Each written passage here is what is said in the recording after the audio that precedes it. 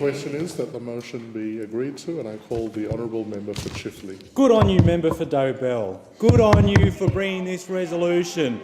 I mean, not only do I commend this resolution because it gives effect to what Labor did, but I'm going to make a recommendation for the very first order of business for this small business ombudsman, and that is to investigate the deceptive and misleading conduct of the Abbott government. I mean, you say all the time you're in favour of small business, but reality never matches the words. I mean, you come in here, it's like watching an Oprah show. I mean, the coalition are there wringing their handkerchiefs, telling us how much they love small business. They're the best people, we're their best friends, and they do fantastic things for the economy, and we're going to be there to help them. And what's the first thing they do? When they get into office, they stop a whole range of measures, billions taken away from small business.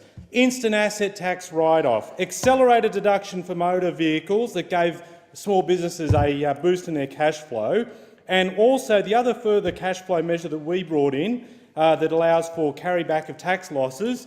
All these things affected by those opposite. The ones that are telling us how much of a friend they are to small business in word, but indeed hurting every small business in the country. And how many did they rip off? In taking the axe to the assistance to small business in terms of the abolition of the asset write-off, that's $3 billion. $3 billion. So billions wiped off. But that's not the worst. That is not the worst of what they did. The worst is they made it retrospective. They made it retrospective. If these people ever confronted us doing that when we were in government, we would have an uproar.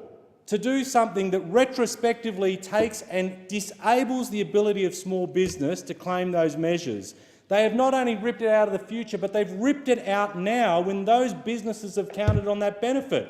Gone by them. Why doesn't your small business ombudsman investigate that? That deceptive and misleading conduct? Because there are a whole stack of things you did now that you never said you were going to do before the election, and you never had the guts to tell those people that you say we're their best friend that you're going to rip these billions off them retrospectively.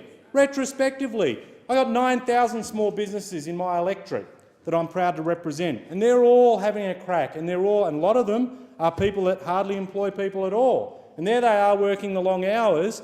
We're there telling them on the one hand that they'll have the ability to be able to write off. For example, if it's for instance a small cafe that has its refrigerated display that busts, as I've seen and I've heard from businesses in my area, instead of relying on their premiums or taking a hit on their cash flow, that we'll be able to help them. We provided them that assistance. You took it away from them. You took it away from them. All you give us are your Oprah moments. Your moments where you put hand on heart, where you tell us you're such great friends of small business, but you're not there backing them up at all. And then you talk about the mining tax. We had the member for Forest here before talking about all these small businesses affected. So tell me, what happens when you literally chase out of the country General Motors and you have the auto components industry made up of all these small businesses gone, wiped out, 50,000 employees, all these small businesses? I have never, ever heard a Liberal or National Party member come in here talk about what impact that decision had on small businesses. All gone and affected by your decisions. And in the other instance as well, you had, for example, in the tech sector. Now, you said for ages, you went around the country saying for ages that you'd fix the employee share ownership program. We started the process of pushing the review to Treasury. You then went around the country claiming that you'd fix it. You're in office for more than a year. After making all these suggestions you'd fix it, you finally got through to it now.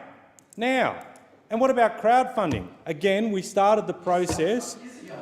We stuffed up crowdfunding. We stuffed up something that just came in. That's pretty impressive. Thanks for that, member for Hindmarsh. You go back to sleep and I'll go back to telling the facts that are deserved in this debate.